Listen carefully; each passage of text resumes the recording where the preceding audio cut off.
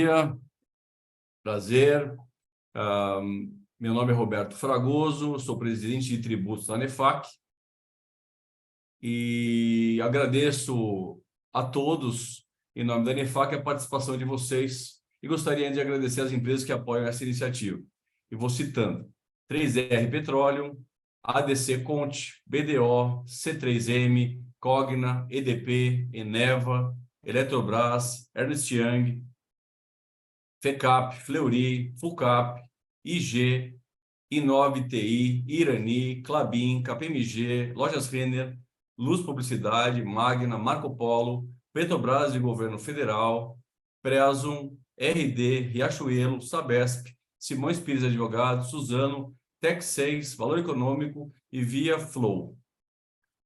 Hoje teremos o prazer de contar com a participação de dois convidados muito especiais, o Pablo Cesário e o Rogério Mota, onde nós vamos tratar sobre a relativização da coisa julgada pelo Supremo Tribunal e os potenciais efeitos e resultados das empresas.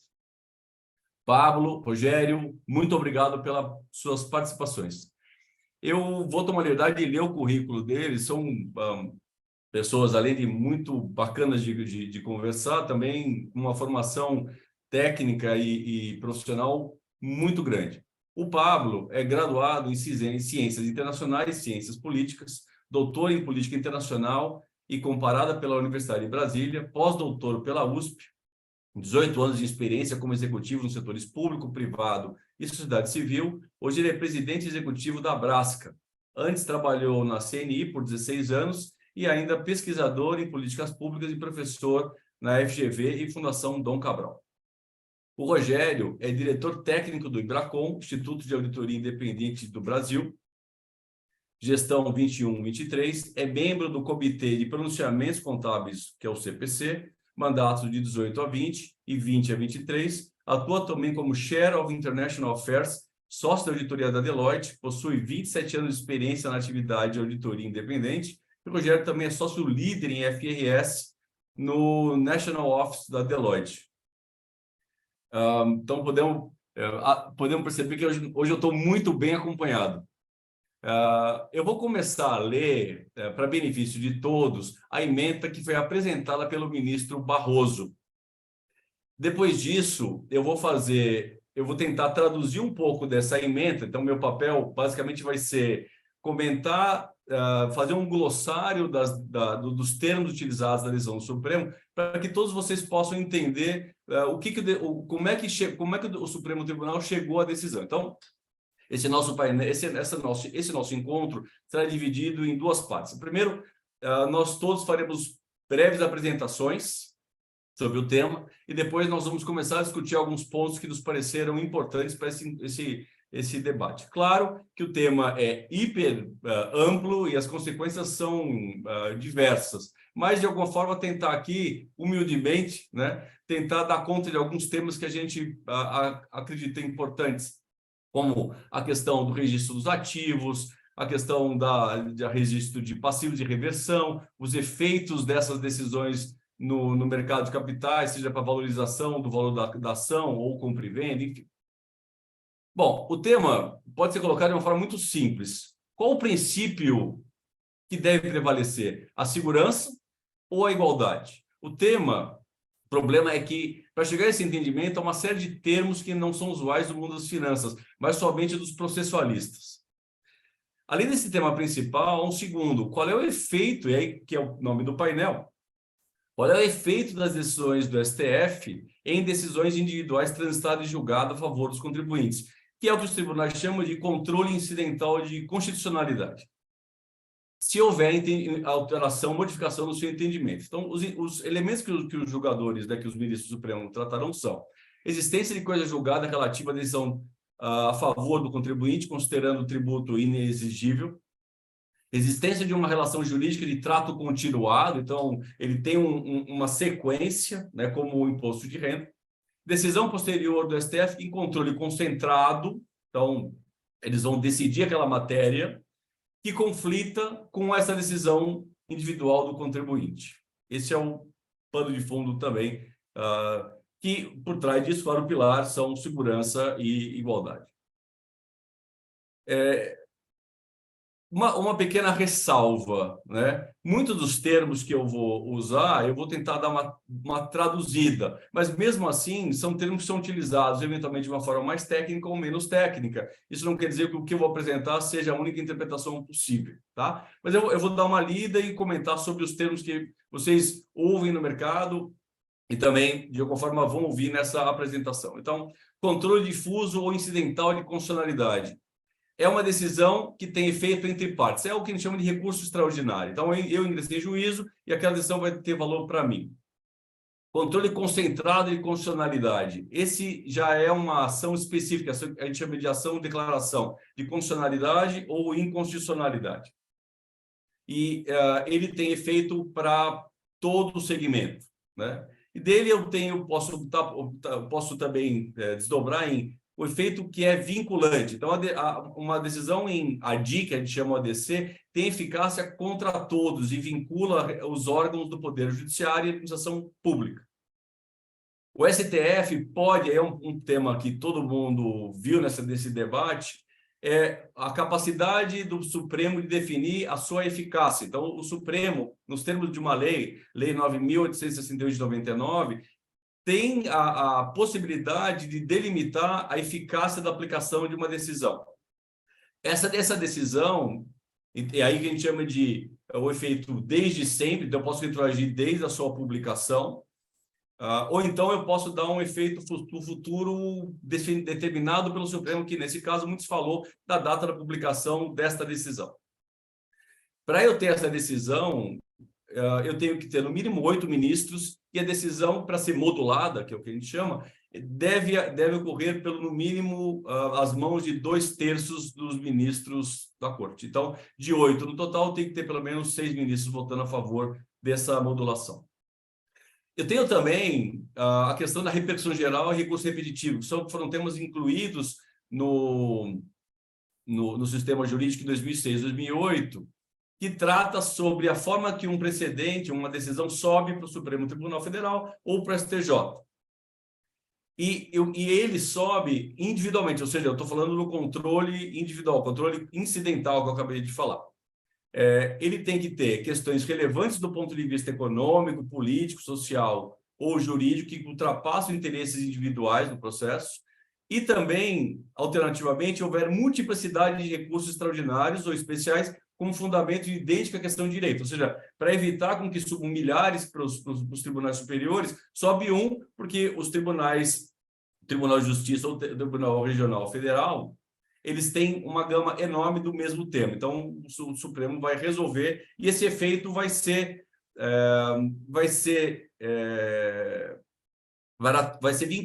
de vincular todas as decisões dos tribunais, não vou dizer inferiores, mas dos tribunais do TRF e do Tribunal de Justiça. Quando acontece isso, quando acontece de um recurso subir e ser afetado, que a gente chama, suspende todo o trâmite dos processos em segunda instância. Os recursos, um ponto importante, os recursos eles são escolhidos pelo presidente ou vice dos tribunais de justiça ou TRF, mas eventualmente o relator desse caso no Supremo, no STJ, pode escolher um outro. A ideia é que sejam casos robustos, ou seja, que tenham uma abrangente argumentação sobre a temática. E depois, uma vez decidido, ele vincula todos os tribunais inferiores. E, de novo, mesmo em caso de ADIM, esse também há a possibilidade de modular os seus efeitos. Outro ponto importante, que nesse caso é essencial, é o conceito da coisa julgada. O que é coisa julgada? É quando a autoridade, uma decisão que torna imutável, indiscutível uma decisão de mérito e não é mais sujeita a recurso. E nesse caso, o que a gente chama, ele tem força de lei. Uma decisão entre partes que transitou em julgado é como se fosse uma lei, deve ser obedecida. Há exceções da coisa julgada? Sim. E esse é um ponto importante também. O que fala o Código de Processo Civil? Há a possibilidade de alteração da coisa julgada quando se trata de relação de trato continuado, que eu já vou explicar o que é isso, quando sobreveio modificação no estado de fato ou de direito, caso em que poderá a parte pedir a revisão do que foi instituído em sentença. Isso, no nosso caso, tem um efeito incrível. Por quê? Porque para alterar uma decisão que já não havia mais o que se falar, eu tenho que ter um fato novo relevante ou uma mutação do direito relevante. Eu vou tomar rápidos segundinhos para explicar, com exemplos, né? Uma modificação de fato é, por exemplo, quando há um caso de teste de paternidade antiga, se declarava a relação de paternidade, tem efeito patrimonial de sucessão, nunca afetivo, mas de patrimônio, e depois posteriormente nasceu, né, foi criado o teste de DNA e verificou-se que não tinha mais essa relação sanguínea. Então, eu tenho um fato posterior. No caso de modificação de direito, isso foi muito discutido nos tribunais, nesse caso específico, é se há uma modificação de direito substancial que alterou a norma jurídica anterior. Ou seja, as republicações de norma que não alteraram conceitualmente o tributo, né, no caso já falando da contribuição social, não foi julgado como uma alteração de direito verdadeiramente como forma de alterar uma coisa julgada. E os tribunais falam ou falaram no STJ, né, houve decisão esse tema foi muito discutido no STJ, é que, em que pese houvesse muitas decisões, muitas alterações da legislação da contribuição social, não houve uma decisão, uma modificação de direito, porque as modificações que houveram na lei, na lei da contribuição social eram paliativas, mas não substanciais. Aí uma discussão, o que é uma relação de trato continuado? É uma relação onde se prolonga ou renova com o tempo. Então, o caso clássico é o imposto de renda e a contribuição social, ou ICMS, que todo mês ele acontece. Não é, por exemplo, um ganho de capital, uma doação que tem um efeito pontual e resolvido. Outro ponto, o penúltimo ponto que eu vou apresentar é a ação rescisória. É uma ação própria que tem como objetivo desconstituir a coisa julgada. E ela tem como motivação uma violação da norma jurídica de forma genérica. Então, dizer que a decisão do Supremo ela modificou essa decisão anterior poderia ser visto como uma violação da norma jurídica anterior. O prazo, e esse é o grande problema, são 2 anos contados do transjulgado da última decisão proferida no processo. E aí isso também vai ser muito debatido nos tribunais, porque se a decisão foi publicada em 92, a Procuradoria, no máximo, deveria ter ingressado até 94. Princípios constitucionais em jogo. Segurança pela imutabilidade, segurança, todo mundo fala de segurança jurídica, eu prefiro não colocar o termo jurídico, porque termo jurídico é uma qualificação de segurança. Segurança é uma sensação nossa, cidadãos, de confiabilidade no sistema, continuidade das normas, etc. Tal. Mas a segurança aqui se aplica pela imutabilidade da coisa julgada. Contra isso, eu tenho a igualdade, porque uma decisão que afeta alguns não deveria afetar outros, e livre concorrência, uma vez que as decisões individuais de controle difuso, como eu já falei, individual, podem distorcer as relações comerciais. E, além disso, também o pacto republicano, porque para ter a coisa pública, né, a res pública, ela vem pela contribuição via pagamento de tributos. Bom, existe uma série de leis, Constituição Federal, um tema enorme e tal. Só vou citar, eu tenho a Lei de Introdução do Direito Brasileiro, importante ser lido, e o artigo 5º da Constituição Federal, que fala sobre igualdade, segurança jurídica, propriedade, etc. Tal, inclusive que a lei não prejudicará o direito adquirido, o ato de direito perfeito e a coisa julgada. Isso é um tema constitucional pesadíssimo. Por fim, e já para entrar no mérito da discussão, que eu vou apresentar basicamente o que o Supremo decidiu, nós temos que levar em conta que em 2011 foi decidido a constitucionalidade da contribuição social pelo Supremo Tribunal, numa declaração de inconstitucionalidade número 15, e também posterior a isso, no tema 340, o STJ decidiu, eu vou tomar a liberdade de ler, que a contribuição social atual não, aqueles que têm decisão transitária julgada, ela deve ser mantida. Vou ler. Não é possível a cobrança da CSLL do contribuinte que tenha a seu favor uma decisão judicial transitária julgado, declarando a inconstitucionalidade formal e material do tributo conforme concebida pela Lei 9.689. O fato do Supremo Tribunal Federal posteriormente manifestar-se em sentido oposto à decisão judicial transitária de julgado, nada pode alterar a relação jurídica estabilizada pela coisa julgada. sob pena de negar validade ao próprio controle difuso de constitucionalidade, ou seja, no recurso extraordinário entre partes. Os temas que nós vamos discutir, eu já vou finalizando aqui a minha apresentação para dar a palavra para esses excelentes, nossos convidados aqui, nossos excelentes participantes.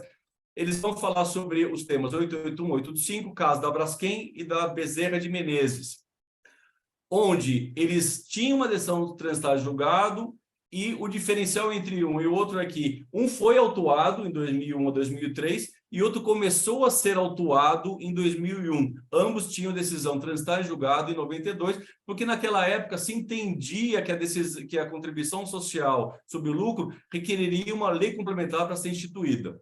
Bom, o resultado do Supremo Tribunal foi unanimidade da aplicação da decisão nova. Então, realmente, as decisões anteriores perdem a sua eficácia. E um grande debate que se armou no tribunal era a questão da modulação, até por segurança jurídica, que tanto o Pablo quanto o Rogério vão comentar, porque uma vez que a empresa sempre entendeu que não tinha que pagar, então ia ser um problema seríssimo de segurança ser obrigado a pagar um tributo que e anteriormente havia, por exemplo, sido recorrentemente autuado.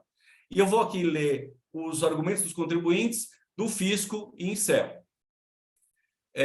Argumentos dos contribuintes: impossibilidade de alteração da coisa julgada por inexistência de alteração material da contribuição social.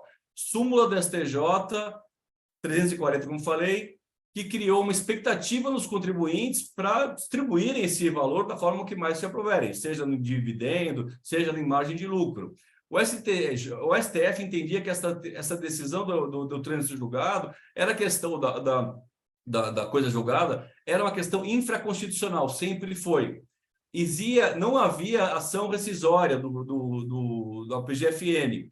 A sentença transitada julgado faz lei entre partes, deve ser obedecida. O respeito ao trânsito julgado é base do Estado democrático do direito. E aí se pediu a modulação, principalmente pelo tributo do passado, empresas que foram autuadas desde 2000, desde 2011.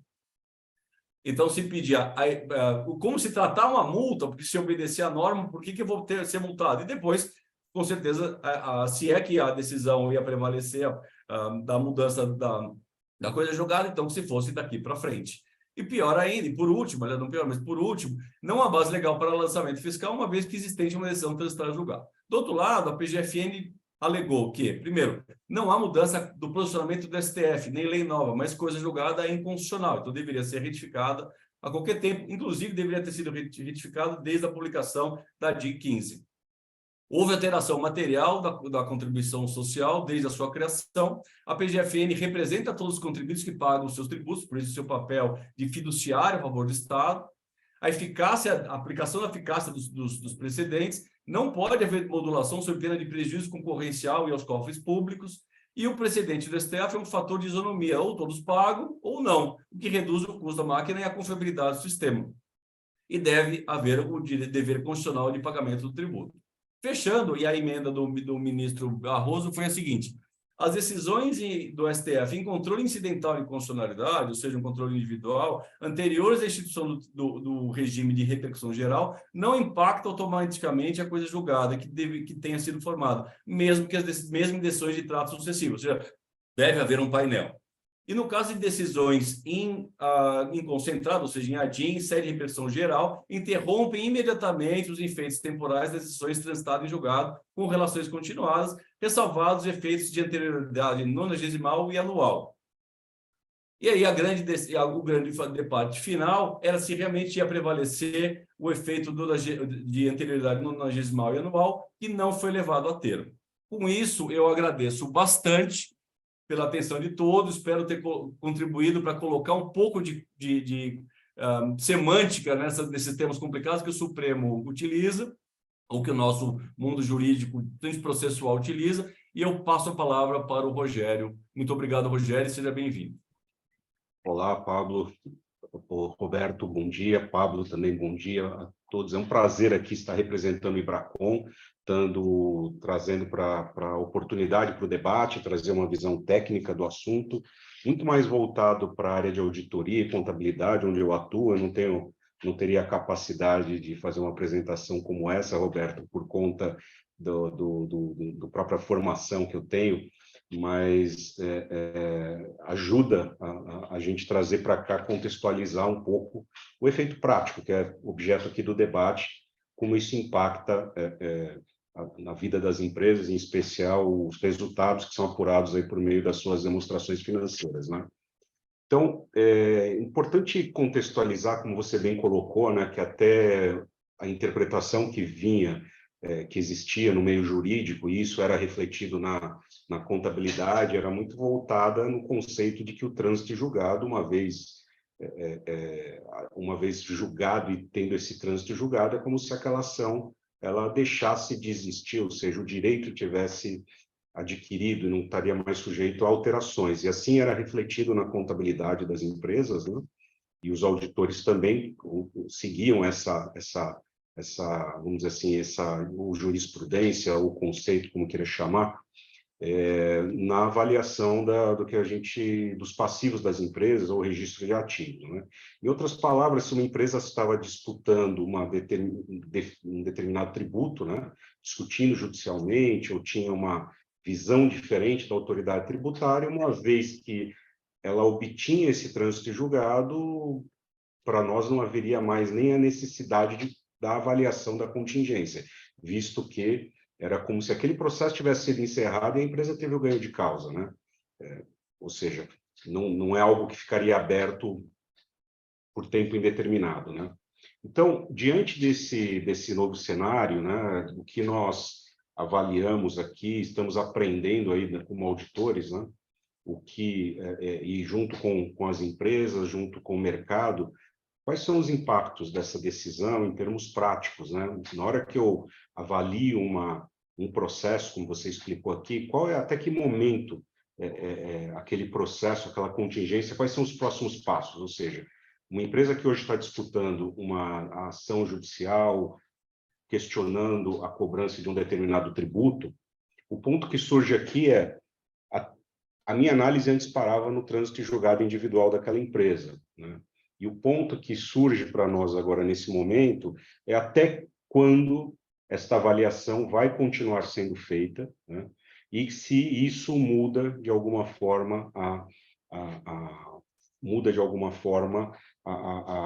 avaliação que era feita antes em relação àquele determinado tributo. Então, esse é uma decisão nova, ou seja, uma mudança importante, como você mesmo trouxe, e todos estamos, né, debruçados no assunto, participando de eventos como esse, para que a gente possa cada vez mais estar desenvolvendo e aprendendo sobre o tema, quais são os impactos que o tema traz para todos nós. Do ponto de vista de ambiente também, ambiente legal, na hora que nós nos deparamos muito, nós já havia uma complexidade, a área de contingências, principalmente para o preparador, né? Lembrando que as demonstrações financeiras elas são preparadas pelas companhias, pela administração, tem todo um processo de revisão, supervisão e aprovação pelos seus órgãos de governança, e o auditor ele é parte desse processo, que ele entra no final para fazer os seus trabalhos de auditoria sobre essas informações, o que inclui, né, todos os julgamentos que foram exercidos pela companhia. Então, hoje, ao definir como contabilizar um passivo ou não, uma empresa ela precisa fazer uma avaliação, e essa avaliação inclui o quê? Um levantamento, a detecção de todos os riscos que ela tem, seja tributário, trabalhista, de qualquer natureza, e ela precisa, de alguma forma, seguindo as normas contábeis, existe a contabilidade, hoje nós temos o conjunto dos CPCs, que eles têm como base as IFRS, que são as normas internacionais. Então, é necessário que as empresas façam um exercício de julgamento bastante relevante, que é prevendo ou esperando qual que é o desfecho para uma determinada causa que ela possua, né? Então, isso envolve julgamento relevante, envolve muito riscos, né? Porque pode ser que aquela avaliação que foi feita ela seja alterada lá na frente.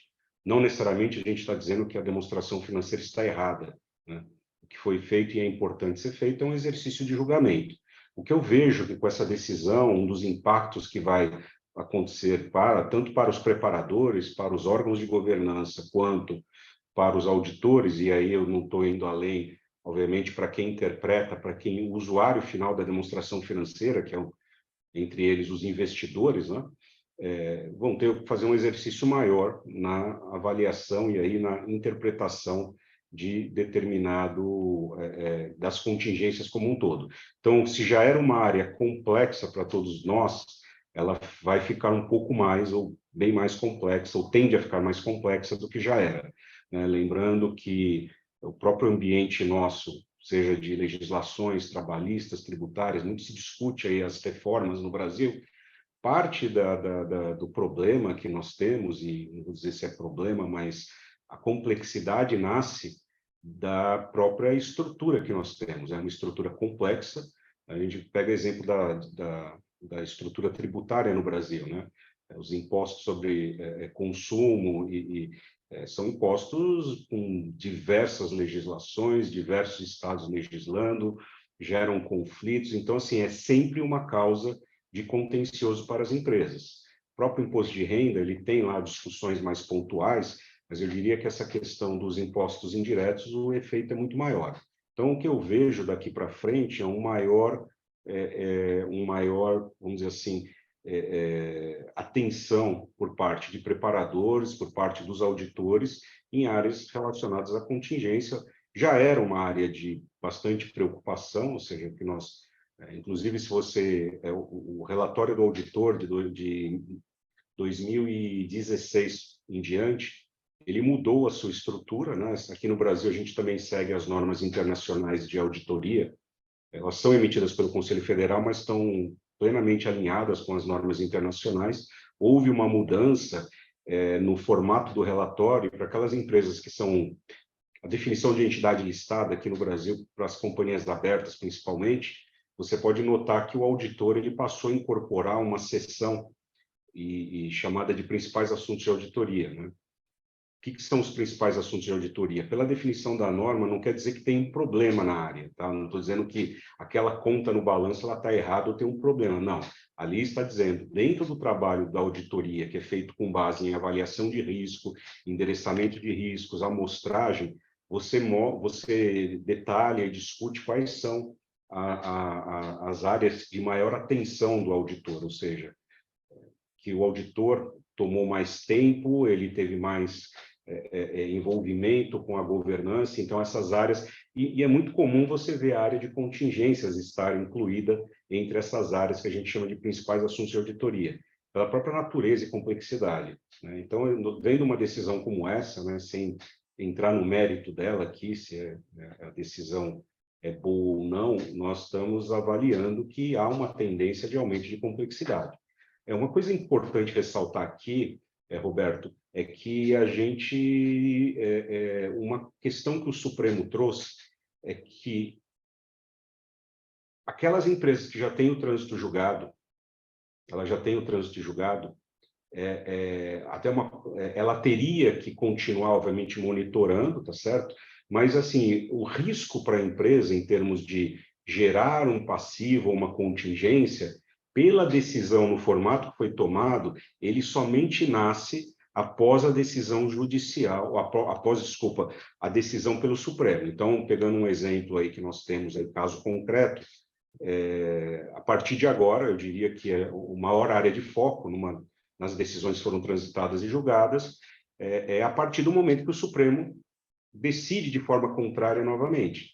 Porque, num primeiro momento, enquanto a empresa tem aquela decisão transitada e julgado, até que uma nova decisão do Supremo, no mesmo sentido, venha ocorrer e modificando aquela decisão de uma instância inferior da Justiça, então a companhia vai voltar a reacessar. Então, traz uma preocupação por um lado, mas, por outro lado, a forma que foi definido pelo Supremo e como nós interpretamos, é que isso não traria, vamos chamar assim, um pânico geral no sentido de, olha, e aquela decisão que eu tenho transitado julgado agora, o que eu faço? Não.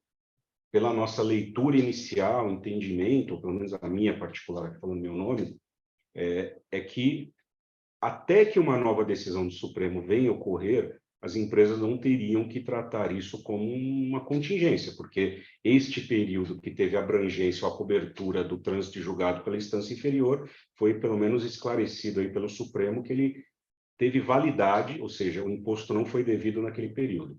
Isso talvez é algo positivo, que ajuda a reduzir bastante a complexidade. Eu diria que a área de atenção maior para as empresas, preparadores, auditores e todos que stakeholders em geral, é sempre olhar para aqueles casos em que houve uma decisão posterior.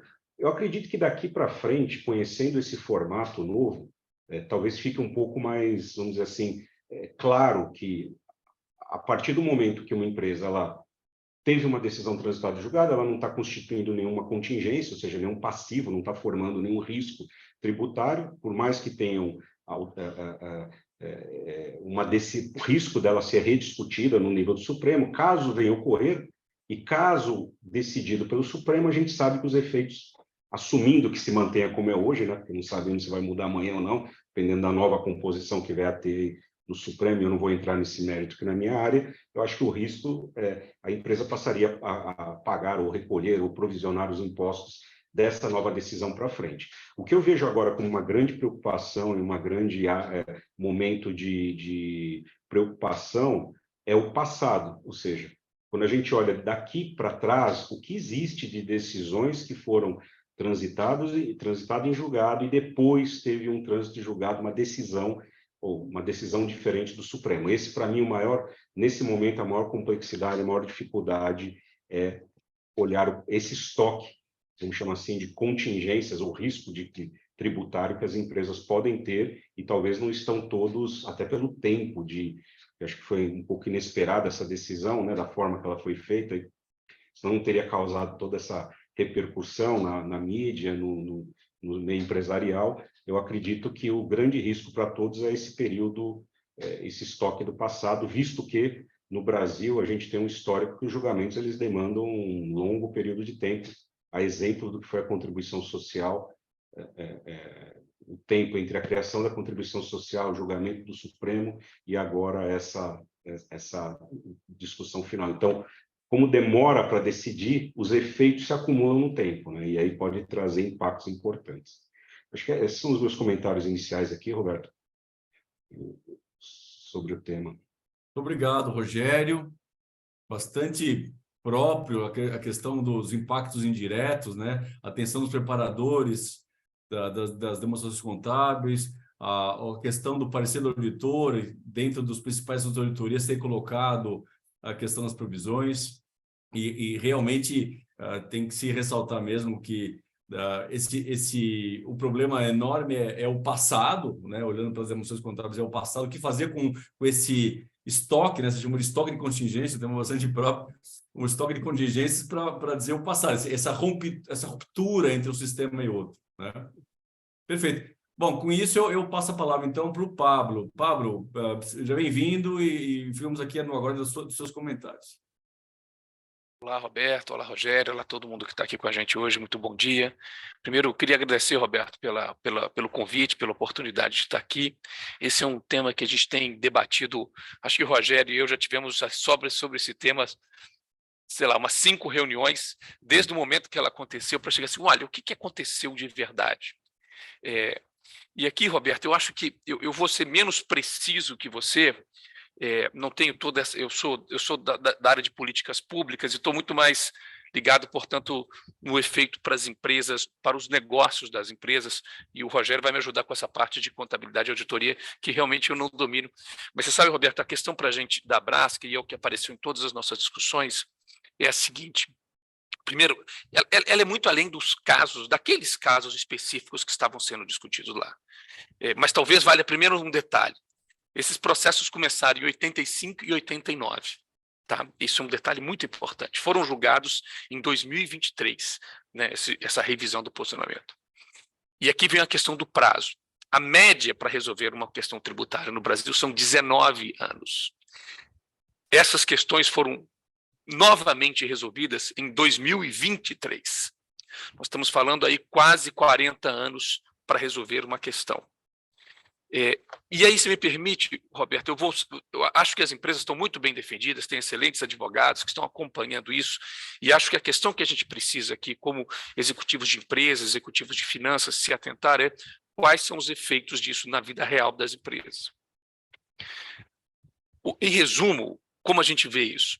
Veja só, nós tivemos, vamos supor, depois corremos lá os 19 anos para resolver qualquer questão tributária, 19 anos.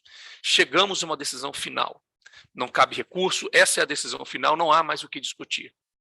O que se está discutindo depois e é o que esse julgamento fez, o que acontece se o STF mudar de ideia. Nesse particular, o Samor cunhou uma frase extraordinária, que é o editor do Brasil Journal.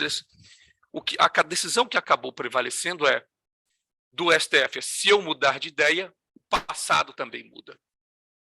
E isso cria para as empresas, para os investidores, um enorme problema, que é quando é que a gente tem decisões finais. A gente não está nem falando de risco jurídico, a gente está falando de uma outra categoria de problema, que é de insegurança. Quer dizer, como é que você toma decisões, seja de gestão, seja de investimento, quando variáveis tão importantes como, por exemplo, processos tributários, que podem repercutir em um grande percentual do valor das companhias, são revistos a posteriori. Vamos considerar que, sabe, Roberto, acho que sim, de novo, o Supremo, nem nenhum poder, nem nenhuma pessoa está livre de cometer erros. Erros podem acontecer, né? Inclusive, interpretações podem mudar. Isso, nenhuma instituição, a ANEFAC, o IBRACON, o Supremo, o Congresso, a Presidência da República, todo mundo pode cometer erros e mudar de ideias depois disso. A grande questão que eu acho que precisa ser discutida é o que acontece com o passado. O passado pode ou não ser revisto. E essa nos parece aqui na Brasca ser a discussão mais importante, que é, vamos lá, tudo bem, vamos pegar um exemplo aqui hipotético, né? Uma empresa conseguiu uma decisão de que ela não devia pagar um determinado imposto, depois de ela até venceu nessa batalha, mas depois de um certo tempo se descobriu que aquela era uma decisão errada. Isso, de novo, pode acontecer, nenhum demérito a essas situações, né? Os entendimentos evoluem mesmo. A questão é quais são os efeitos disso. Eles passam a valer daqui para frente, daqui a um ano, daqui para frente 90 dias, isso vai valer, mas principalmente a questão é como isso funciona para o passado. E essa é justamente a preocupação que mais nos atinge aqui, porque quando a gente fala a gente fala muito de insegurança jurídica, né? E talvez esse seja um dos eventos, um dos julgamentos onde a insegurança jurídica fica mais clara. Porque, veja, do ponto de vista dessas empresas, elas tinham uma decisão sobre a qual não cabia recurso. E esse entendimento mudou. A pergunta é, ele pode mudar para o passado ou ele só muda para o futuro? E, de novo, entendimentos mudam, tá? Fazem parte de um processo. Eu sou das ciências sociais, sabe, Roberto?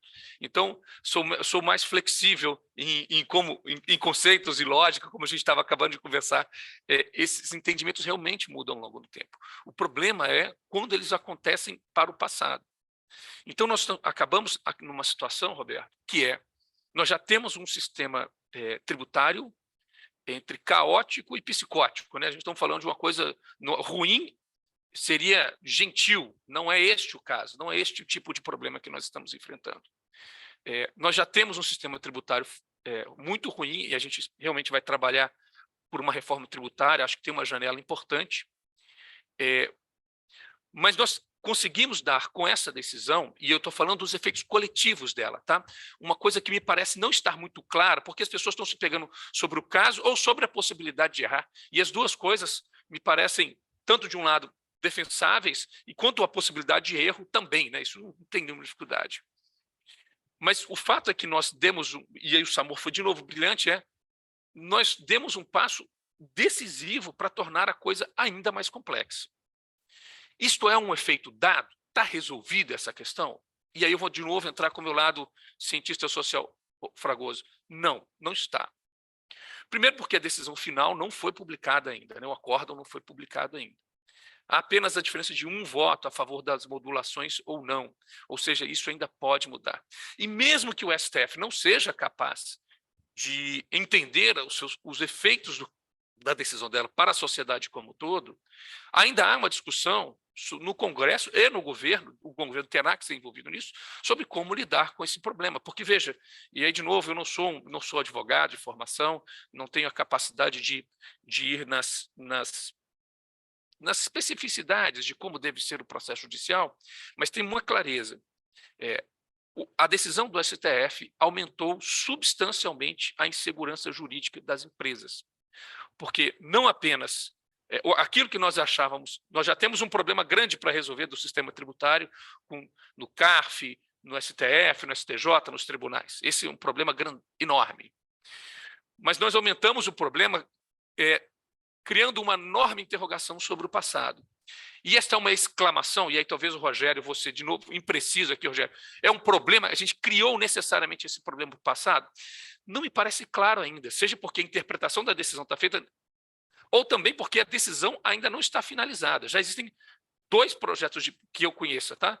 2 propostas de emenda à Constituição, e pode ser que o próprio STF seja capaz de reconhecer isso. Mas é importante reconhecer, a decisão tem efeitos muito além daquelas empresas envolvidas, ela tem efeitos coletivos, sociais, e é muito intensamente negativa para a segurança jurídica das empresas e para o quanto elas sabem de o que elas devem ou não pagar, o quanto que elas precisam ou não pagar. Isso pode parecer, e eu tenho certeza que para os nossos executivos aqui da ANEFAC isso vai ser trivial, mas não é para o resto das pessoas, e é, portanto, necessário reforçar de que o fato que as empresas, não apenas na CSLL, mas em várias outras decisões que o STF tomou, decisões de controle de constitucionalidade concentrado, isso pode mudar o passado e pode pulsar sem ações rescisórias. Ele pode agir automaticamente. Simplesmente as empresas vão começar a receber, podem começar a receber autuações da Receita Federal, e eles vão dizer, uai, mas por quê? Eu nem estava sabendo que isso aqui acontecia, que eu tinha que pagar isso aqui, porque eu tinha um trânsito em julgado. Não estou acompanhando o STF, porque a minha decisão estava segura e eu nem tinha sido instado ou sabia que isso estava sendo revisado. O que acabou acontecendo, Fragoso, isso é importante, é que não só você terá que ter equipes jurídicas para acompanhar os processos, mas nós teríamos que acompanhar, nós empresas, teríamos que acompanhar o que o STF pode eventualmente vir a discutir, e tentar antecipar qual eventualmente o resultado de cada uma dessas decisões, o que é absolutamente exagerado. Assim, é completamente desproporcional para as empresas, e isso tem um efeito. Isso é que é importante. Porque, olha, vamos dizer assim, não, as empresas que se cuidem. E, de fato, elas podem se cuidar, mas isso terá um efeito econômico real, que é, uma vez aumentada a percepção de risco, para as empresas, isso significa menos recursos disponíveis para investir, menos emprego, menos investimento. Para todos os nossos colegas investidores aqui, que a gente se encontra todo dia, isso significará uma nova percepção de risco. De novo, é uma definição de incerteza absoluta? Não, porque não há esta decisão, ainda esta novela ainda está no meio do capítulo, nós estamos no final da temporada, pelo menos, dessa série. Mas a realidade é que isto aumenta a percepção de risco e isso terá efeitos muito diretos na capacidade do nosso país de criar empregos, de gerar prosperidade. Portanto, e aqui, Fragoso, eu acho que é importante, eu acho que a ANEFAC, e não a Abrasca, o IBRACON, o IBGC, a AMEC, a Ambima, todas essas entidades, a gente tem uma responsabilidade aqui de tentar explicar para esses tomadores de decisão quais são as consequências do que eles tomaram. Não se trata de questionar que eles podem tomar decisões, mas deixar claros para eles quais são as consequências dessas decisões. Nós estamos enfrentando um ciclo de recessão global que virá bater às nossas portas, e este nível de incerteza se acrescentará a uma onda já muito complicada, que nós teremos que enfrentar nos próximos anos. Então, Rogério, acho que assim, a questão central para a gente da Abrasca aqui vai muito além dessas empresas ou do CSLL. A pergunta é, quando uma decisão final é tomada? Do jeito que estamos, tivemos um aumento muito importante da insegurança jurídica, e não estou falando de risco, tá? Porque hoje, vamos falar aqui, o que as empresas vão fazer? E esse foi o debate que a gente teve na semana passada, o Rogério estava presente. Hoje as empresas vão olhar para todos os seus passivos, vão olhar todos os processos que elas passaram, vão dizer, e avaliar caso a caso. Devo informar, devo republicar, e essa será uma decisão, no fundo, de cada empresa, né? Nós sempre vamos dizer, temos que ser absolutamente transparentes.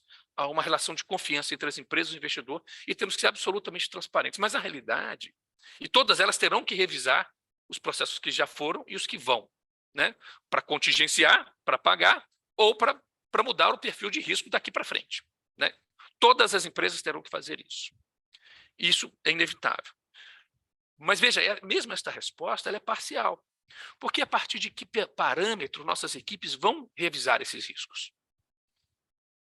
Porque este também é um evento novo. A Receita Federal agirá como nessa situação? Começará a autuar? A PGFN vai fazer o quê? Entrará com ações? Então, veja, no fundo, nós temos um problema real, mas não é um problema exógeno, sobre o qual a gente não deve agir ou apenas reagir. E essa aqui é que eu acho que é a questão central, Roberto. É um problema grande, mas a gente tem uma responsabilidade de agir para evitar que seus efeitos, vamos dizer, pelo menos dos piores cenários, se verifiquem na realidade, ou que ele seja na menor medida possível.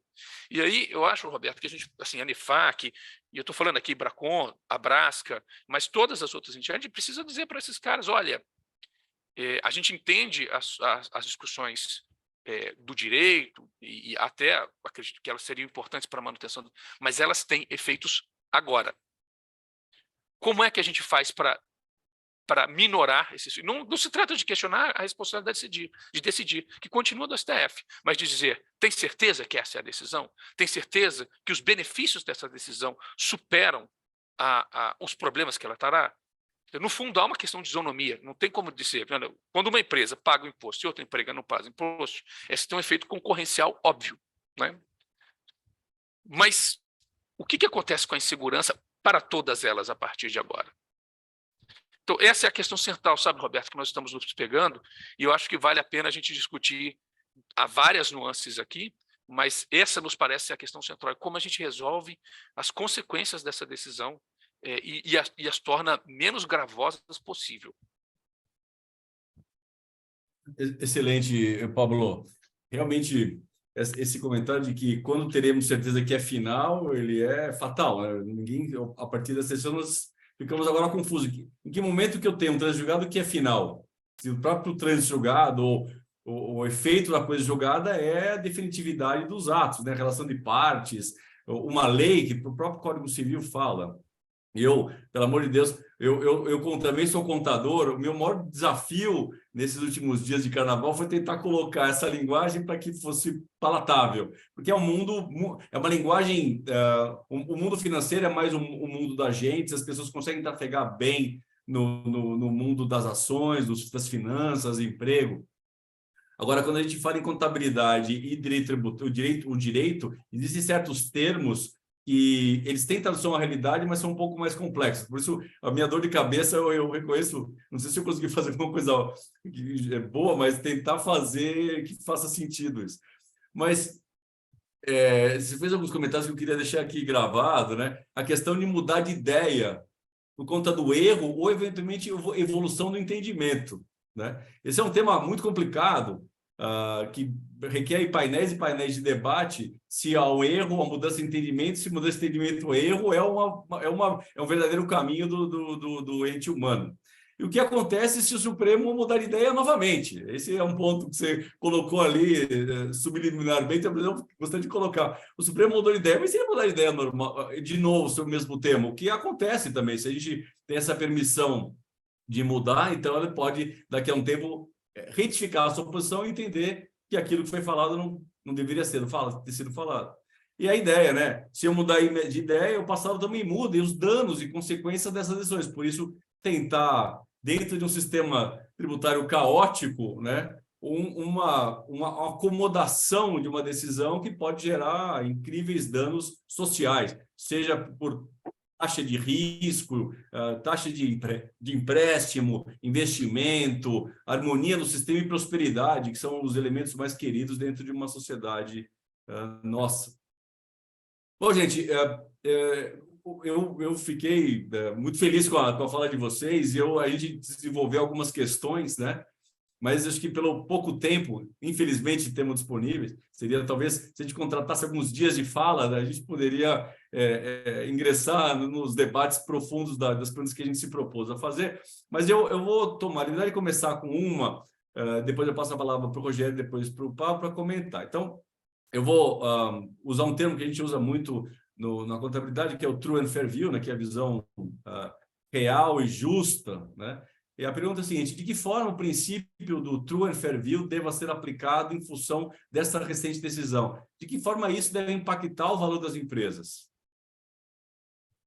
Bom, Roberto, essa comentário sobre o True and Fair View, o IFRS é uma norma principiológica, né? Ela é baseada em princípios, e como um dos princípios, essa é uma das suas, vamos dizer assim, bases de preparação. Lembrando que cada norma, quando ela é emitida, ela busca, né, quando ela é desenvolvida pelo IASB, no seu tempo, ela busca seguir ali vamos chamar assim, esses conceitos que estão previstos na estrutura conceitual. Não quer dizer se a estrutura muda amanhã, sai alterando todas as normas.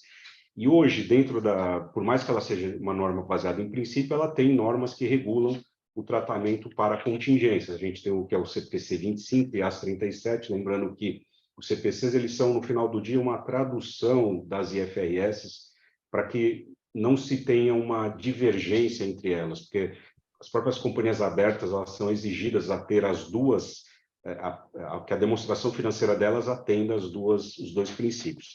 Então, assim, de uma forma geral, eu digo que isso não muda, porque o princípio você continua fazendo a avaliação das contingências como ela sempre foi, ou seja, avalia de acordo com a expectativa de uma saída de recurso no futuro. Você não pode pegar qualquer risco e provisiona, porque isso traria uma distorção enorme na demonstração financeira. Então, o que vai acontecer esse princípio está respeitado, porque a norma ela é baseada utilizando esse princípio. O que eu vejo aqui é a maior complexidade para que a empresa venha fazer uma apuração mais, vamos chamar assim, livre de risco de ter um erro naquela avaliação dela. Aumenta a complexidade na preparação. E por aumentar a complexidade, envolver valores relevantes, eu chamo a atenção aqui, né, que a governança das empresas, a alta administração das empresas, deem um foco maior para essas avaliações que são feitas, né? Porque muitas das vezes não é dado o foco apropriado e os efeitos que podem ter aí de uma provisão ou não provisão pode ser bastante significativo. Outra coisa importante, Roberto, que não são só os números divulgados, né? Acho que é importante também olhar a questão das divulgações, lembrando que a própria demonstração financeira, as normas CPC 26 e a ZUM, requerem que as principais fontes de incertezas e riscos sejam bem divulgadas, né? Ou seja, onde foram aquelas áreas que administrar. Algumas áreas são, assim, caixa é o que está lá no banco, né? O saldo bancário é mais simples, mas outras, como uma contingência, é muito mais complexa de se estimar, né? Então, diante desse fato, é importante que as empresas complementem, né, com uma boa divulgação clara, transparente, não só dizer, olha, eu provisiono que é provável. Tá bom, está na norma, todos sabemos, mas me diga mais para essa causa, o que você considerou, o que você avaliou, como que você chegou nessa conclusão de provisionar ou não provisionar. Acho que esse é uma informação importante, que eu acho que ainda tem bastante espaço para melhorias no que a gente tem visto aí na prática, nas demonstrações financeiras, e eu chamo de novo a atenção para o comentário, para o comentário que eu fiz antes sobre a necessidade de maior envolvimento de órgãos da governança. Quando eu falo órgãos da governança, estou falando de conselho de administração, conselho fiscal, comitês de auditoria. Esses órgãos, eles precisam dar uma maior atenção, fazer um desafio, entender melhor com a área de contabilidade ou quem prepara as demonstrações financeiras dentro da empresa. Tá? O auditor, ele é parte desse processo, ele vai fazer os trabalhos de auditoria, ele tem as suas limitações técnicas como profissional, como no meu caso, minha formação é de contabilidade, tenho uma formação primária em economia, mas eu sou formado em contabilidade, sou contador, E para isso eu utilizo especialistas. Quem são os especialistas? São advogados, que podem ser, depende da firma, ter internamente esse especialista ou contratar fora, né? Aí vai avaliar a independência, a objetividade desse profissional, que ele vai auxiliar o auditor, né, na sua conclusão, porque ele vai trazer agregar o conhecimento técnico que o auditor não possui. Então, assim, tentando voltar aqui para a sua questão, não há impacto direto, só aumento de complexidade na preparação da demonstração financeira, na minha visão.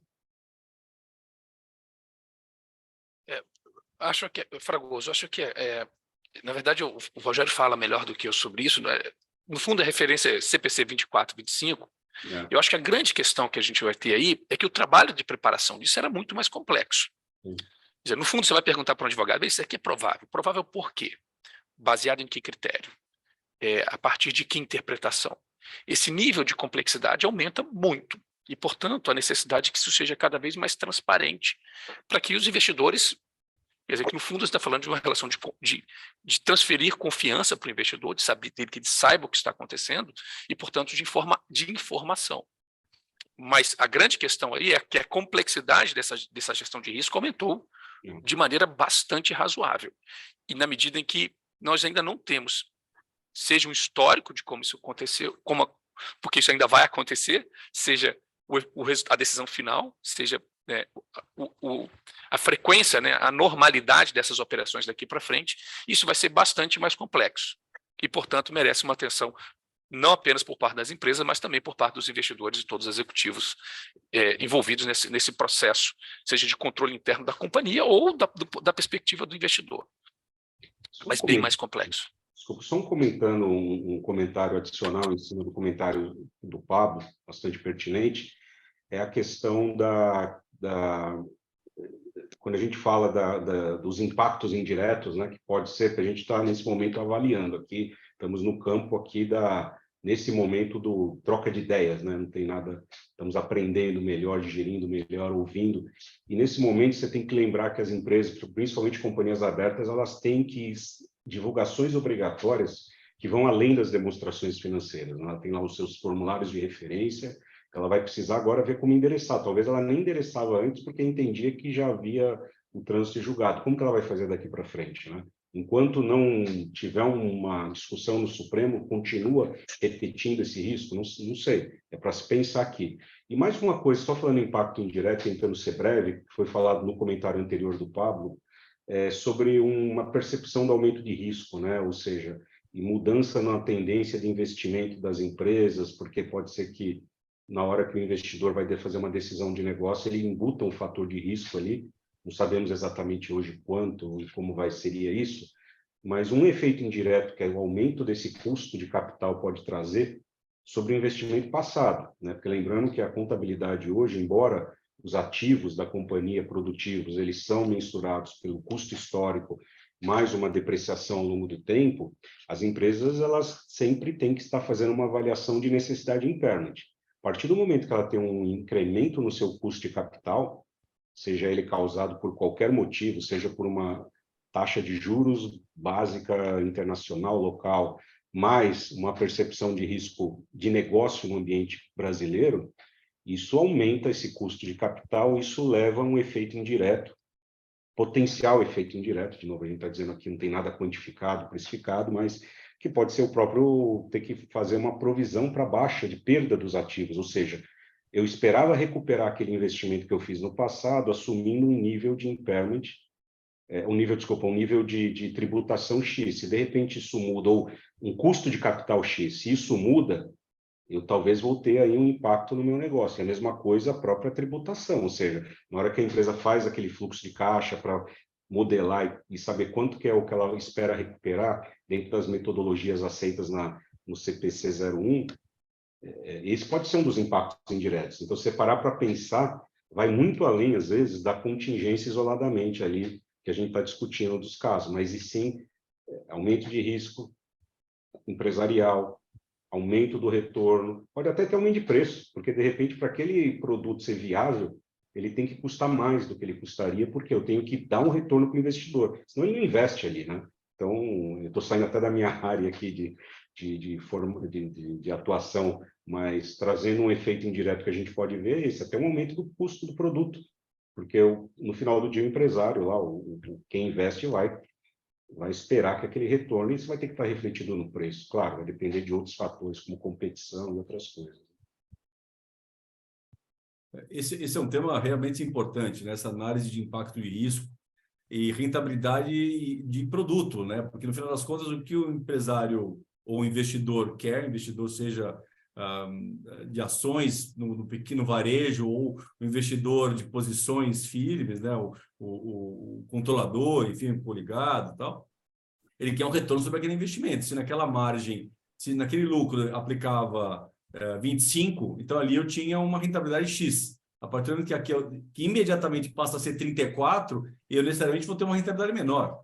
Então, o esforço, né? O esforço de vendas tem que ser menor sob pena de não compensar a rentabilidade do produto, né? Olhando aqui no varejo, né? Caiu o caso recentemente conhecido de uma empresa de varejo, aquela empresa terá uma rentabilidade menor e o investidor estrangeiro, como o investidor estrangeiro pensou na rentabilidade dele a 34,9, 25, né? Isso é realmente um tema importante. Fora o custo de capital, se a rentabilidade estava baseada, né, de alguma meta. E, aliás, é um ponto interessante, né, Pablo? Até eu vou fazer uma afirmação com dúvida, sabe aquela pergunta que é dúvida, ou aquela afirmação que é uma dúvida, mas um pensamento aqui em voz alta.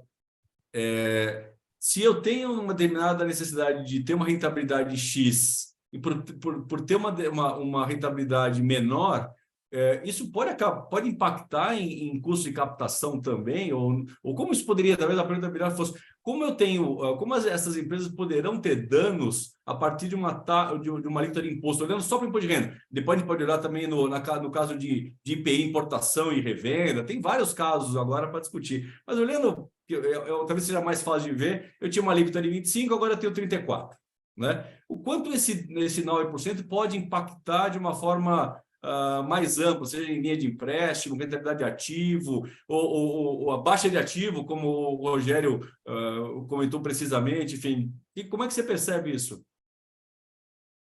Esses são os efeitos indiretos, mas muito relevantes, que na verdade eu acho que a gente vai ter duas questões aqui, sabe, Fragoso?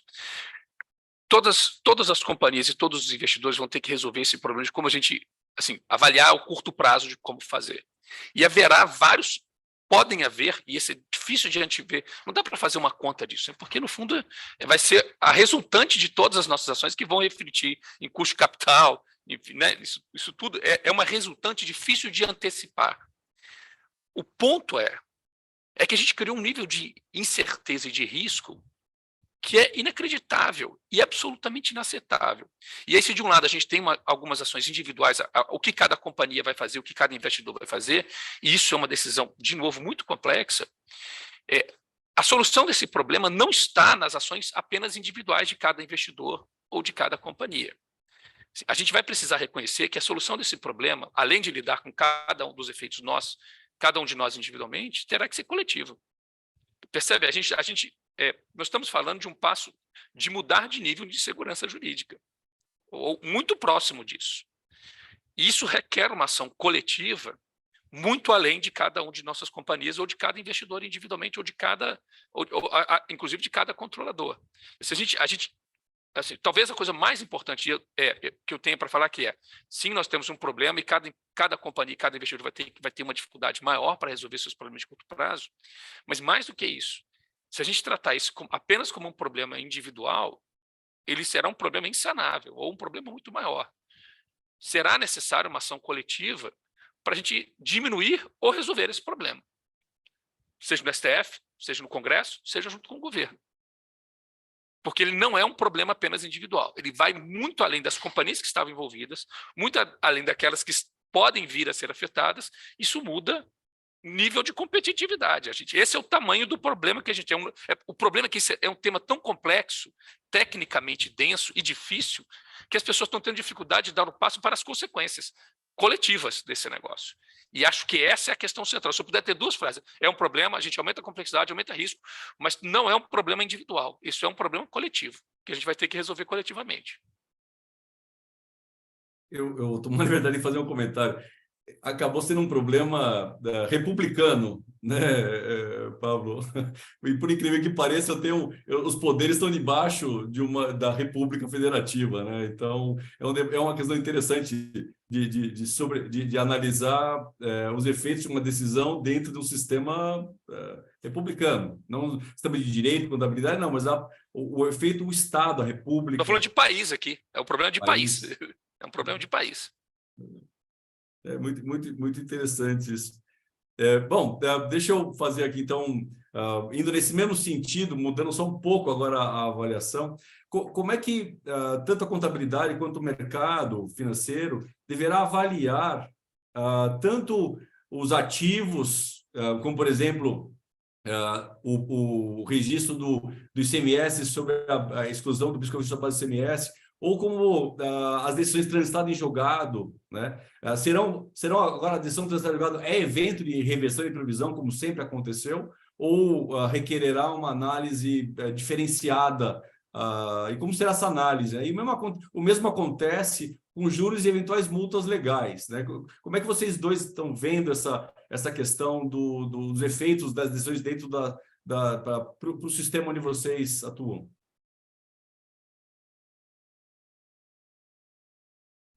Posso começar aqui, dessa vez, Rogério? Olha só, Roberto, assim, no fundo, não há uma resposta ainda para a sua pergunta. Primeiro, porque não tem a decisão do acórdão, e a decisão, enfim, não foi tomada ainda. Mas a gente não acha que existe uma resposta nesse momento para essa pergunta. Esse é que é o ponto. Eu acho que nós devemos defender que sim, ele é um evento de reversão, transitado e julgado, deve encerrar o assunto. Né? Vamos, entre muitas aspas aqui. Mas essa é uma defesa que a gente vai ter que fazer e não um fato do que está. Nem também dá para dizer que a consequência desastrosa nunca se reverte nada, possa acontecer nesse momento. Isso também não me parece ser consolidado. O que você acha, Rogério? Bom, na minha visão aqui, como o Pablo comentou aí, não tem, ainda faltam alguns elementos para se concluir, mas um ponto importante é que, quando a gente fala de passivos, contingências, a gente tem que levar em consideração, como a gente fala, estimativas, né? Qual a melhor informação que você tem, porque você não consegue esperar. A demonstração financeira ela precisa estar disponível, né, para o usuário, porque uma demonstração financeira, você tiver que aguardar aquele assunto se resolver, é igual o jornal, né, de 2 anos atrás. Você nunca vai, na verdade, não ter utilidade, porque ela passou o tempo, não reflete mais a realidade da empresa, e ao mesmo tempo ela tem uma dinâmica que a cada 3 meses ela está sempre dando informação para o mercado. Então, alguma estimativa ela tem que ser feita, tá certo? Vai ter que ser refletida com base nessa estimativa, principalmente do lado dos passivos.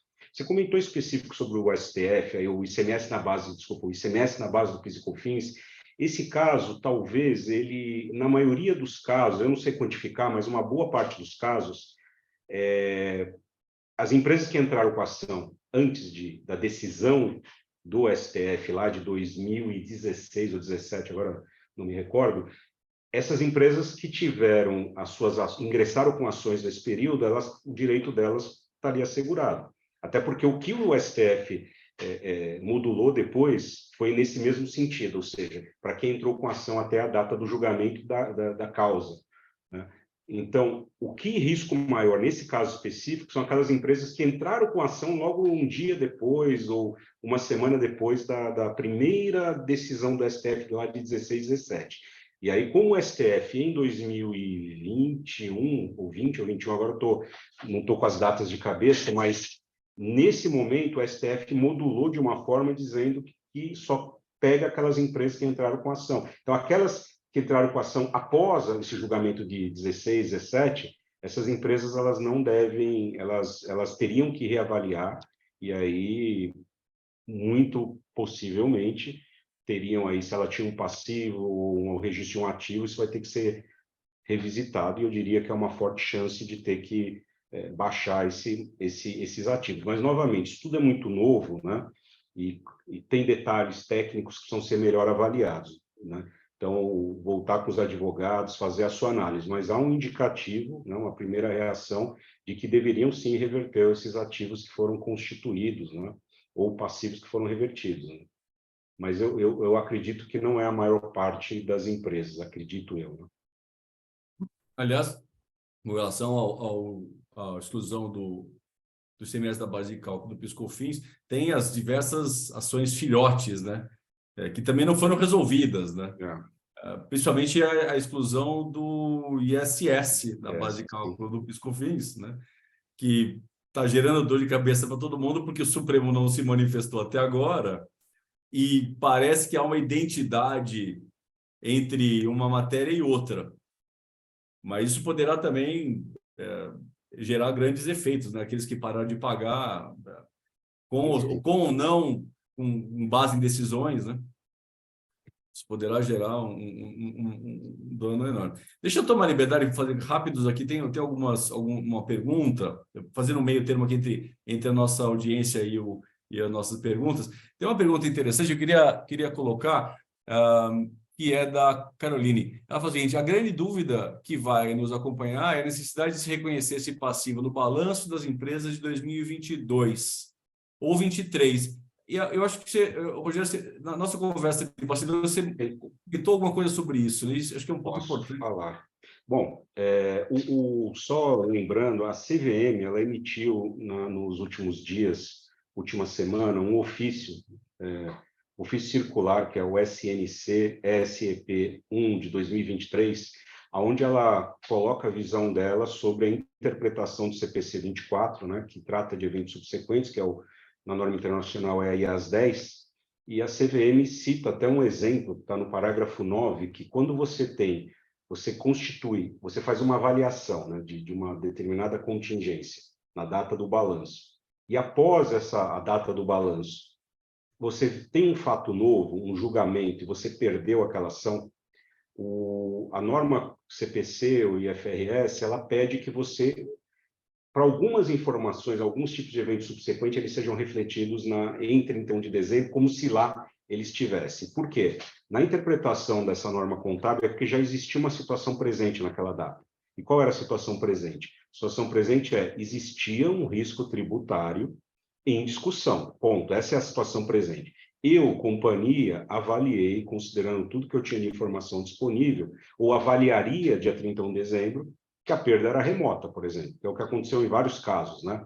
O fato de ter essa decisão após 31 de dezembro, mas importante, antes da aprovação e publicação das demonstrações financeiras, isso é importante. Então, nesse caso, deveria voltar e considerar na provisão. Eu não estou dizendo aqui que você tem que automaticamente provisionar, porque é um exercício que tem que ser feito com os advogados, cada empresa tem que avaliar o seu processo individualmente. Mas o que diz a norma? A norma traz um exemplo que ela fala o seguinte: olha, se você tem lá uma decisão, uma discussão judicial que você está tendo, né, está discutindo sobre o recolhimento de um tributo, e você perde, você tem que voltar e provisionar, tá? Aqui, eu acho que, não, como o Pablo colocou, não está perdido. Talvez ainda há uma possibilidade aí de alguma coisa diferente acontecer, ou precisa se interpretar melhor. Mas também você não pode ignorar o fato. Esse é um ponto. Tudo bem, tem que esperar os acordos, entendo tudo isso, mas eu não posso ignorar e falar, não, como não tem o acórdão, eu não consigo rever a minha avaliação. Não, a empresa tem que rever e tem que divulgar qual é o julgamento que ela fez. Tá? Tem alguns tipos de eventos subsequentes que esses não impactam, tá? Mas nesse caso específico da decisão judicial, é isso que a CVM coloca no ofício de encerramento. O IBRACON também emitiu uma circular aos seus associados, e é pública essa circular, onde ele dá conhecimento às suas associadas a esse ofício circular e expressa uma visão técnica, tá? De que, embora o ofício é da CVM, o IBRACON também tem aquela mesma visão da CVM, de que é um evento subsequente que tem que voltar em 31 de dezembro e considerar ele na sua elemento de avaliação para provisão, e, ao mesmo tempo, ele se aplicaria para todas as demais entidades, não só as reguladas pela CVM, tá? Porque algum associado, lembrando que o IBRACON ele não tem força de emissão de norma, né? Ele não é normatizador. O que a gente faz são orientações às nossas associadas, né? Que são as firmas de auditoria ou auditores independentes em geral. Então, lá nós reforçamos que, olha, se aplica também às demais entidades que aplicam o CPC, né? Pode ser uma empresa de capital fechado, ela pode dizer, não vou seguir, porque esse ofício é da CVM. Na visão do IBRACON, olha, a CVM fez uma interpretação bastante apropriada no que eu digo a interpretação de AS 24, né?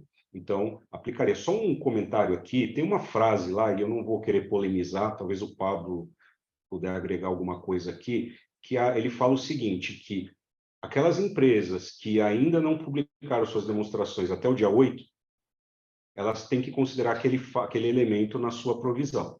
Tá? Ou, ela fala lá, empresas que vierem a fazer uma republicação espontânea. Então, vamos supor que uma empresa tinha publicado lá em janeiro, e agora ela decide, por qualquer razão, ela tem que reabrir a sua demonstração financeira e republicar. Então, a IFRS ela requer que tenha uma nova data nessa demonstração financeira. Então, essa empresa teria, sim, que incorporar. Não está claro lá no ofício, e a norma não requer isso, se uma empresa que já publicou a sua demonstração antes do dia 8 deveria registrar esse passivo ou considerar na sua provisão. Nesse caso, ela só vai registrar em 31 de março. Mas fica estranho, né? A empresa A vai lá, publicou rápido, esse efeito, se ela constatar que é uma perda, ela só publica em 31 de março, na ITR de março. E a outra empresa que demora mais para publicar, ela captura esse evento e publica em 31 de dezembro. Sim, essa é o que diz a norma, tá certo? O CPC 24, e aí você corrige no próximo período. É claro que uma companhia aberta, principalmente, tem outros instrumentos de informação, de informar, como fatos relevantes, comunicados ao mercado. Eu não sou especialista no assunto, mas eu acho que há outras formas de você passar a informação para o usuário, para o investidor, mas aí sim você pode ter essa falta de simetria na informação, sim.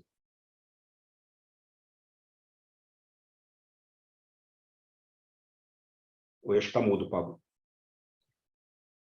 Nem posso agregar muito ao que o Rogério falou, na verdade, ele é o especialista no assunto. No fundo, ele é efeito subsequente, mas aí, enfim, pode ter um fato relevante, tem um monte de opções. No fundo, cada empresa vai ter um enorme trabalho para... Eu me refiro àquela questão que talvez assim não está claro, né? A gente estava falando um pouco antes, a necessidade de reapresentar ou não a DF. Tá? Sim, isso da republicação voluntária. Né? Uma leitura que se pode fazer é dizer, caso seja feita uma republicação espontânea por qualquer motivo, você vai ter uma nova data inclua. Não, alguém pode estar lendo e dizendo, não, a CVM, eu que já publiquei, tem um efeito relevante, a CVM está me obrigando a republicar. Até porque ela nem pode, né? Quer dizer, não sei, eu digo, o IFRS não requer isso, agora a CVM é o regulador, teria que avaliar lá, eu não tenho capacidade. A gente vai ter uma reunião agora às 10h30 da Brasca com a CVM para tirar essas dúvidas, inclusive. Não consigo de fato, elas existem. Se ela pode ou não. Senhor, estamos chegando ao final da nossa conversa e a minha tendência é sempre tentar acabar nos estritos limites do tempo marcado, né? Em que pese eu adoraria detalhar todas as questões e outros pontos com vocês, mas eu vou fazer o seguinte, eu vou abrir então os próximos, nós temos mais 5 minutos de fala. Eu só vou ler aqui um desabafo antes de eu abrir a palavra para vocês, eu tenho um desabafo, achei muito interessante, e tem a ver com tudo que vocês comentaram, eu também até vou comentar. Eu fui mais de 20 anos de diretor de empresa tributária, então eu vivi eu vivo, né? Vivo ainda, mas eu vivi o papel de tentar explicar para o estrangeiro, para o investidor estrangeiro, o que está acontecendo aqui, né? É um desafio incrível, principalmente em língua estrangeira. Mas o comentário é o seguinte, de fato, uma complexidade enorme, além do controle e monitoramento das causas prováveis, agora as empresas precisarão avaliar e monitorar os processos transitados e julgados, haja em segurança jurídica. Eu registro aqui essa fala, existem outras perguntas, comentários e tal, e como o tempo está acabando, então eu queria abrir para vocês, tomo a liberdade de começar pelo Rogério, como nós combinamos, te dar um tempo para fazer os seus comentários finais, né? Tem bastante tempo, nós temos uns 3 minutos por pessoa, mas enfim, fique à vontade, não vamos fechar exatamente em 30, mas para você poder fazer os comentários e também comentários do Pablo, por favor.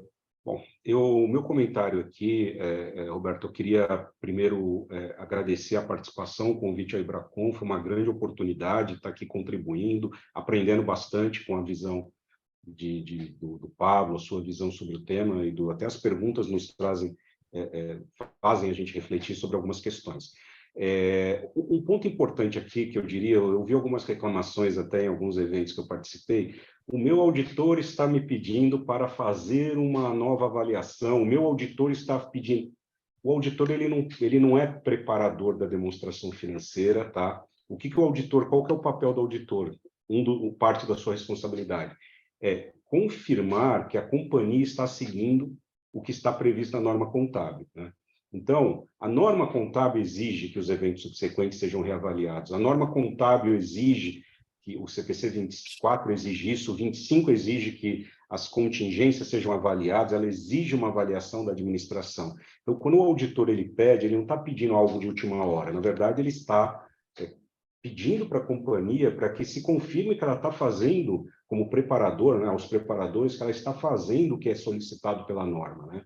Que essa é a responsabilidade do auditor quando ele expressa uma opinião sobre aquela informação. Eu entendo que nesse momento ainda tem um período aí de até 31 de março para as companhias abertas publicarem, mas eu acho que é um momento de bastante reflexão e às vezes até necessidade de se voltar com a governança da companhia e talvez avaliar até os seus calendários de publicação. Eu entendo que existem aí compromissos com investidores, existem, mas a questão é, vou apresentar uma informação porque eu tenho uma data, esteja ela correta ou não, ou eu vou aguardar e fazer uma melhor diligência sobre a informação como a norma contábil requer. E aqui, novamente, não é o auditor que está exigindo isso. Na verdade, o auditor ele vai ter que fazer os trabalhos dele para confirmar que a companhia segue ou aplicou os princípios que estão lá previstos na norma contábil. Então, acho que esse é um momento de bastante, eu diria, cautela, de bastante reflexão e que se busque, né, essa diligência por parte das empresas e, às vezes, em detrimento um pouco de certos prazos, porque os prazos que estão lá, eles podem, na minha visão, muitas vezes justificados. Por que está se atrasando? Eu sei que é ruim uma empresa ir no mercado dizer que ela vai atrasar a demonstração dela, começa a causar questões, pô, tem algum problema, a empresa não está bem. Não, aqui ela quer apresentar uma informação de maior e melhor qualidade, com menor risco de ter um problema lá, uma chance de um erro, né? Que possa não ter sido detectado, porque ela fez tudo com muita pressa, né? Então, é mais ou menos essa visão que eu gostaria de passar essa mensagem aqui, Roberto, para encerrar aqui a participação. Obrigado, Rogério. Roberto, eu queria também agradecer a oportunidade de falar com todos os associados, com a ANEFAC, com o Ibracon, com o Rogério. Esse é o tipo de conversa que a gente precisa ter. Se eu puder deixar uma questão, Roberto, assim, no fundo a decisão é ruim, ela é um problema, ela cria questões sistêmicas que a gente precisa enfrentar, mas que a gente precisa enfrentar. Isto está longe, todos nós teremos uma complexidade maior nas nossas atividades como investidores, preparadores de DFs, como gestores, como membros de comitês de governança. Todo mundo tem um nível de complexidade maior e cada um vai ter que lidar com ele individualmente. O Ibracon vai ajudar, a Brasca pode ajudar, a ANEFAC pode ajudar, mas no fundo vai ser mais difícil. Agora, tem uma questão que é mais relevante. Isto não é um quadro cristalizado, isso não é um desígnio divino, isso não está cravado em pedra. Isto é absolutamente uma discussão em andamento, e por isso tantas dúvidas, né? Porque ela não está finalizada ainda, não há clareza do que está acontecendo. Se estivesse claro, nós só iríamos lamentar e aguentar a carga nova de trabalho. Não acho que esse seja o caso. Eu queria chamar a ANEFAC, o Ibracon, todos os colegas que estão aqui das companhias, muitas delas associadas à Brasca também, engajem-se. A gente tem o que fazer aqui, e se não for reverter no STF, terá que ser no Congresso. No fundo, não dá para aceitar um retrocesso na qualidade do ambiente de negócios tal como esse. Pena que ele é difícil de explicar, mas ele é igualmente real. E a gente precisa agir para tentar reverter ou reduzir ao máximo o efeito não só sobre as companhias e as empresas. Essa é uma questão, assim, e talvez o presidente das companhias possa falar isso, secundária, porque no fundo o que é importante aqui é o efeito que isso terá para o país, para as pessoas que precisam de trabalho, para as pessoas que precisam investir, criar prosperidade. Isso aqui tem um efeito, e embora ele seja difícil de precisar e quantificar nesse momento, ele não é menos real por causa disso. Isso requer de cada um de nós uma responsabilidade de entrar nesse debate e dizer para todo mundo, olha, isso aqui é um problema. E não se trata da decisão da empresa A ou B, isso, bem honestamente, assim, é claro, importante para elas, mas perto do efeito que a gente vai ver, ou que a gente está vendo nesse momento, é pequeno. E este efeito combate com o nosso propósito de criar uma sociedade mais próspera e justa mesmo. E é nesses termos que a gente precisa discutir. Então, esse é um convite, tá? Para todo mundo que está aqui, para todas as instituições que estão aqui, que engajem-se, vamos junto resolver isso, porque senão ninguém vai resolver para a gente. É verdade, aliás, obrigado pelo convite aceito. Acho que o primeiro passo do convite foi essa conversa nossa, né? Para tentar entrar um pouquinho mais a fundo numa questão hiper densa. Bom, gente, chegamos ao fim do nosso encontro. Queria muito agradecer a participação do Pablo e do Rogério. Queria agradecer também do apoio da área administrativa da ANEFAC, que dá um duro enorme para fazer a gente estar aqui presente. Infelizmente, não fisicamente, seria muito gostoso depois continuar essa história num café. Quem sabe numa próxima oportunidade a gente consiga fazer um evento, talvez amadurecido um pouco mais as discussões, a gente consiga fazer um desdobramento dessa conversa já num painel, onde nós estejamos...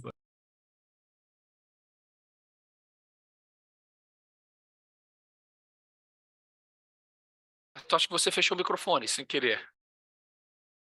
Perdão, bati aqui na tecla.